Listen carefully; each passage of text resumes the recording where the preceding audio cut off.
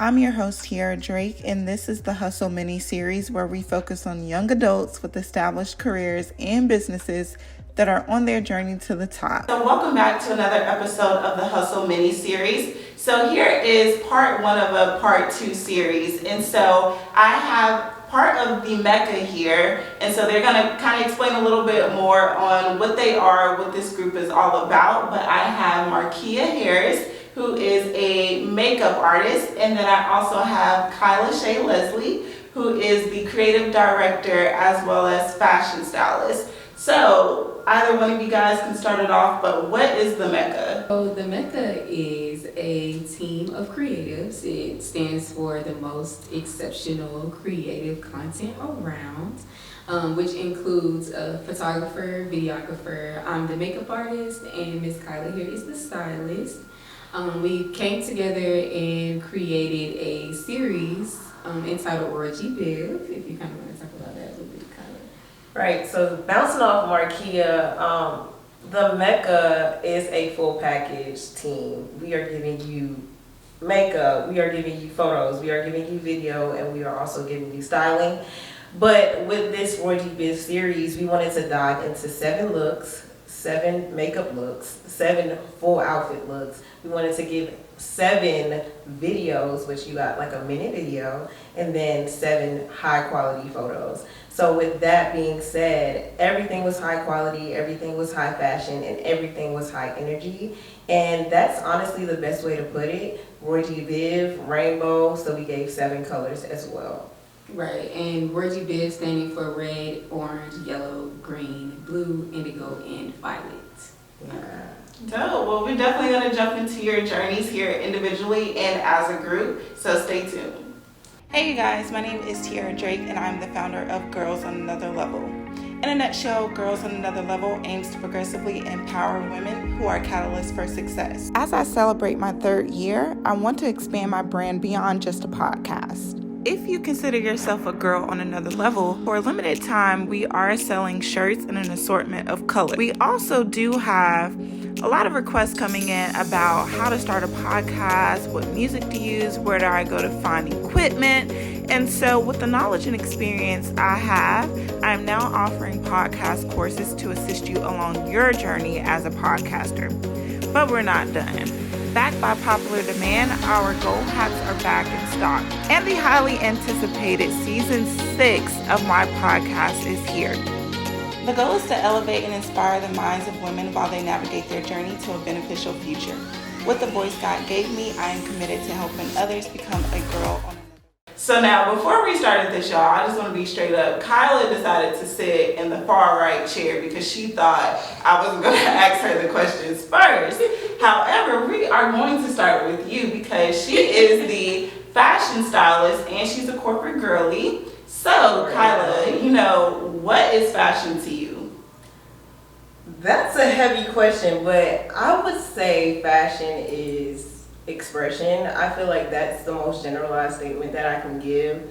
I've seen all types of fashion, and I can honestly say that there's no limits, and I feel like that's the best way for it to be. Wear what you want, how you want it, and honestly, I'm never going to judge anybody for what they have on because do you, girl or boy. So yes, fashion is expression, and take that coat and run with it. Okay. And so what inspired you to pursue a career in fashion? So it was a very unintentional route. It started when I was in college. I personally thought that I was chilling with the fits, but a lot of people did tell me like, hey, I think that you should style people because I love the way you dress. I'd go to class and people were like, oh my gosh, where'd you get that? Da, da, da. And I was like, is this a real thing? So I did a bit of research on being a stylist, and I started actually like zoning in on like fashion stylists on Instagram and stuff like that. And I was like, this is an actual career. So I took it upon myself to actually start with like bare minimum. So I started with grad shoots and birthday shoots, and that was just like the taking off point for me. And now I am more so in the fashion and editorial side of styling. Okay. Awesome. Now, I'm curious to see, because how do you one, but not really put your personal style and what you would wear into the mix? What's the breakdown in that? So I feel like that's a very great question.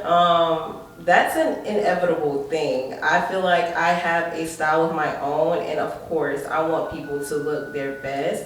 So I do take into consideration other people's style and how they would dress, and I also do research on their page. Like, I'll look at how they dress, or I'll look at their body type or something of that nature. But at the end of the day, this is my business, and I want you to look phenomenal at all times. So I do add my flair, and I do ask for creative freedom. So Okay, that's dope. yeah. Now Miss Harris, hey girl. You know what I'm saying?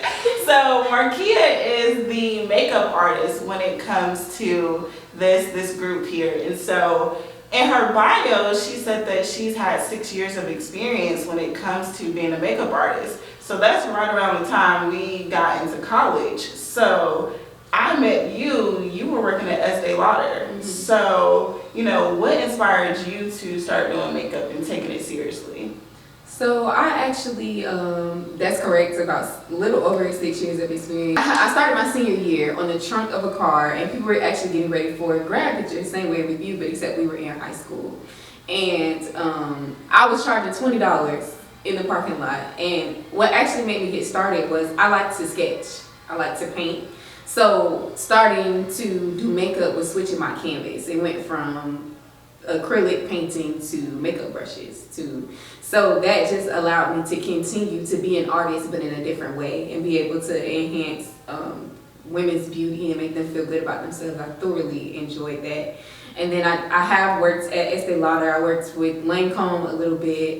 That helps me gain a lot of experience as well, of working with different skin types and different people who may not look like me, because a lot of times people will book you because they align with who you are and who you look like. But that gave me a lot of wide range experience and diversity within beauty, and I gained a lot of experience from that as well. So it wasn't just, right now I'm a freelance makeup artist, but working at the counter gave me professional experience outside of just doing it myself. Okay, that's dope. So you guys are really the forefront of the Mecca, and so I just want to play a little game here as well. Okay. All right, get ready. But this one's going to be easier than the guys. Okay. So this one, I'm going to hand you your board. Thank you. So this game is called This or That. Okay, so really just, when it comes to fashion and styling, this is just what your preference is going to be. Okay. So just, a little simple game here. So when it comes to this or that, would you prefer sneakers or heels? Ooh, hold on. Just on an everyday, what would you normally wear? Not special events, just On an everyday. just every day. If you're going to dinner, or Going to dinner. Okay. just what would you prefer? All right, go ahead and flip it. Not you didn't wait. Oh.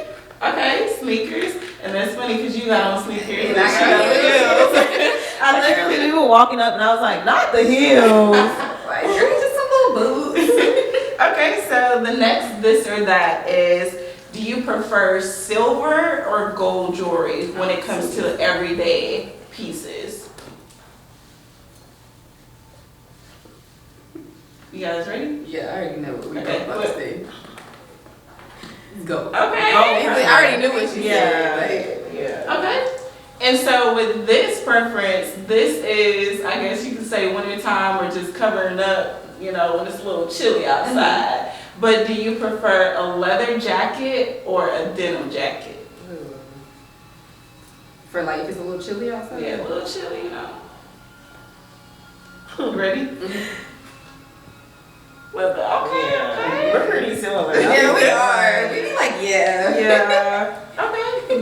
Dope. So now when it comes to y'all's part in this group, what's your process like? What are your specific roles? And specifically for the Roy G. Biv series, what was that process like? Either one of you guys can start first.